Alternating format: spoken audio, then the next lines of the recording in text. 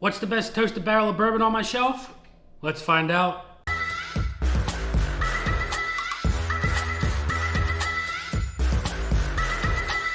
What is going on, everybody? Nathan here with the Everyday Drinker, bringing you guys a brand new video. Recently, I uploaded a video about my top 5 favorite summer sipping bourbons, and my favorite summer sipping bourbon is a toasted barreled bourbon. And well, I have every single one of my toasted barreled bourbon bottles on the bar top here in a blind, and we are going to rank them from 1 to 10. We're going to be doing it the exact same format that we did it the last time with the Buffalo Trace products. We are going to have 5 rounds. We have round 1, 2, 3, 4, and 5.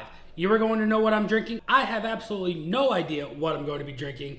But off of that, I'm guessing you want to know what exactly are in these glasses. So, bourbon number 1 is going to go to Woodford Reserve Double Oak, the Adelphia's store pick. Bourbon number 2 is going to go to Woodford Reserve Double Oak, just their traditional offerings. Bourbon number 3 is going to go to Dixon Deadman's 2XO, the Phoenix Blend. Bourbon number 4 is going to go to Dixon Deadman's 2XO, the Innkeepers Blend. Bourbon number 5, that's not a bourbon, it's a rye. It's going to be Sagamore Spirits Double Oaked. Bourbon number 6 is going to go to Elijah Craig Toasted Barrel. Bourbon number 7 is going to go to Old Forester 1910 Old Fine Whiskey. Bourbon number 8 is going to go to Penelope Toasted Barrel, the Central Jersey Bourbon Society Group Pick. Bourbon number 9 is going to go to Penelope Toasted, the Wegmans store pick. And bourbon number 10 is going to go to Barrell Vantage. It's going to be finished in 3 barrels, and the 3rd barrel is going to be a Toasted American Oak. Now, after each round, we're going to have a winners group and we're going to have a losers group, and then we're going to go through that losers group really quick, pick a winner out of that losers group, and put it in the finals for the final show-off. So without further ado, let's get into round number 1.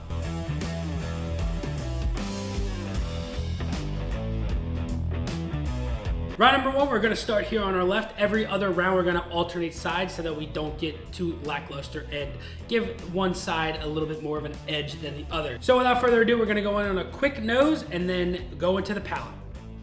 I get a lot of lemon and like a lemon custard on that. This one is just very, very toasty. It's a very warm, very similar but different noses. All right, let's get into the palate on the one on the left. Oh, it's fruity. It's orangey, it's toasty, it's a little bit higher in the proof. These are gonna range from 90 to 114, so it's not like a super wide margin of proof, but you might be able to tell the difference. That one is very pleasant. I enjoy that very much. It's got a little bit of that marshmallowy toastiness there, but it's almost like a glazed orange. That's really good, but let's move on to the glass on our right. Oh. That's really nice as well. That one's a little bit more floral. It's got a little bit more of like, almost like dried rose petals in a way. Very interesting. It has a little bit more of like an apple pie-esque theme going on in that glass, where this one was more like an orange glass. Very, very close. These two are very, very close. So I'm gonna go in one more time really quick. That's a good pour. That's a good one too. Both very solid pours, but I think I'm gonna have to give the edge to the one on the left here. Just so you don't forget, winner side, loser side. Well, without further ado, let's get into round number 2.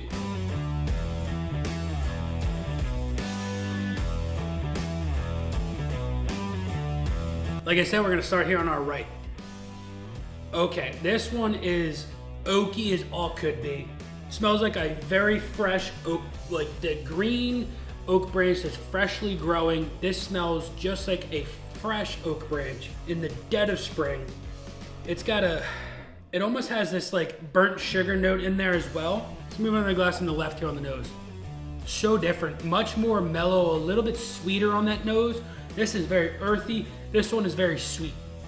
I almost get like a little blueberry on there. It's berry forward. That's very, very nice. But let's get into the palate on the one on the right.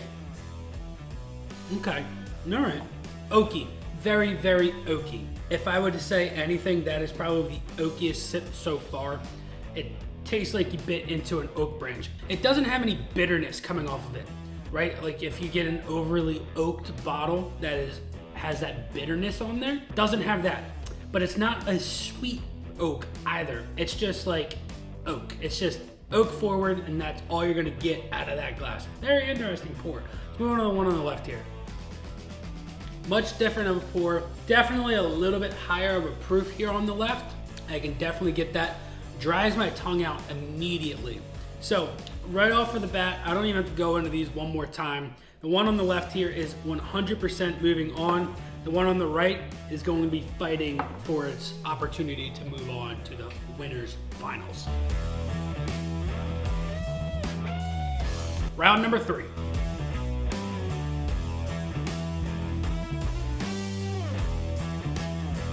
Round number 3, we're going to start here on our left. Oh, that's a very, very sweet nose as well. I get oranges. There's a touch of apricot, a lot of sugary notes in this. This one is the first one that I get like that marshmallow note, but it also has a little bit of that smoky backbone as well. This one might be my favorite nose out of all of them so far. I like that nose a lot. Okay. All right, hear me out. Like, just imagine like a birthday cake and you had the icing on top, but it's a creme brulee birthday cake. That's what this glass is. That's a creme brulee birthday cake, vanilla icing frosting in a glass. This nose beats out this nose tenfold. Absolutely immaculate. This nose is 100% one of my favorites at the moment, but we have to get into the palate on the left. Very rich honey coming off of this one. It's almost like a honey met like maple bark in a way. Like it was like super sweet, but like a bitter note on the tip of the tongue. Interesting, not bad whatsoever. I'm very excited to get into this glass there to see what this palate is like, because that nose, unbelievable. Let's get into the palate. Okay, so you definitely get like that birthday cake vanilla note on the front end. It's a little minty, which is very interesting. Dries out the tip of your tongue again. Dries it out a little bit more than this one. Very similar in proof. If I have to guess, they're very close in proof. Very, very close in proof. But I'm going to have to give the edge to the one on the right. Round number 4.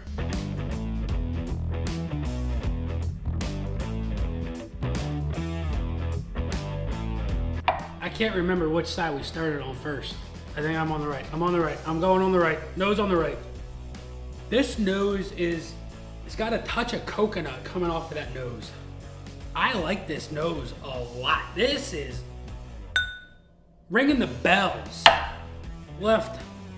This one here, super, super campfire-like. Like this is like sitting at that campfire, roasted marshmallows, earthy, like fresh cut grass, touch of that sweet marshmallow in there. I like this nose a little bit more than this one, but let's get into the palate and see where these compare to each other. Okay, that one is definitely a proofier one. Has a touch of bitterness coming off on that initial palate, but the finish is super, super sweet. It goes into this like lemon bar almost in a way. Really, really pleasant end of that finish, whereas the beginning of the palate was a little harsh, but the end is very nice. Moving on to the glass on the left. Okay, this one here, it tastes proofier, but there's no real notes that are coming out on that palate, right? There's nothing that is like, wow, that's the flavor that I really enjoy coming out of there. It's just a very mellow pour, and there's nothing wrong with that, but compared to everything else on the bar top that I've had, this one is the most like lackluster in a way, I'd say. So the one on the right here, touch of graham cracker in there as well. Very, very nice sip. Definitely moving on to the winners, and this one here is moving on to the losers. Here we are on round number 5.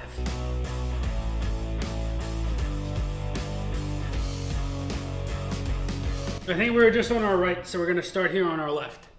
Oh, that is a Snickers bar.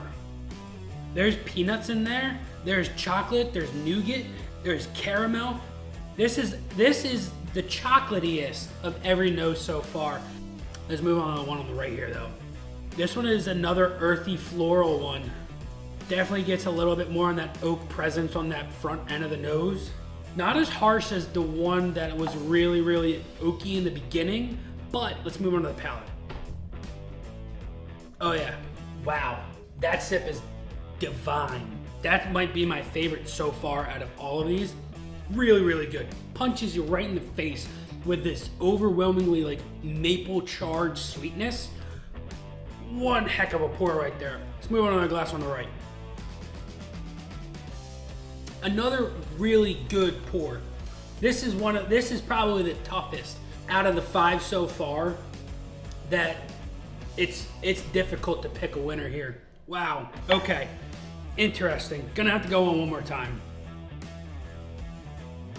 The one on the right, it's a sweet oak, whereas before on a couple of those that were oaky in the beginning, it had one of them was bitter, one of them was just like oak, like you bit into an oak branch.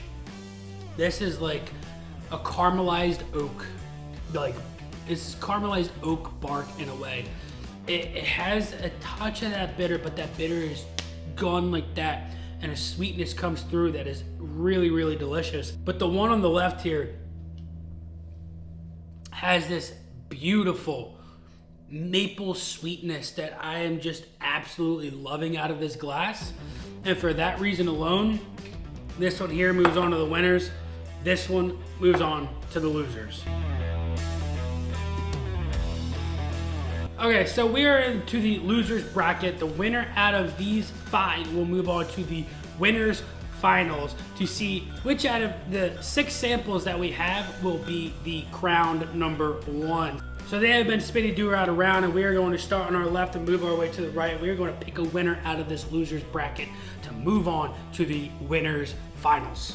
So to blow through this as fast as possible, we are just going to go into the palate. You are going to know what I'm drinking. I am not. So without further ado, let's get into glass number 1.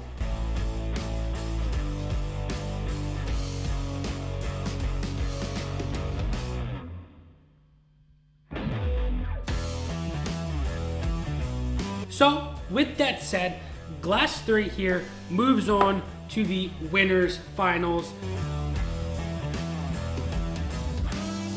And if I have to put these 4 in an order to go through, it's this one last, then these 2, and then this one right there. So those are 10, 9, 8, 7. We're gonna move our way through the 6. So without further ado, let's spinny-doo-rah around. All right, here we go. All right, so we started on our left for the losers bracket. We are going to start on our right for the winners bracket. And without further ado, let's get into glass number 1.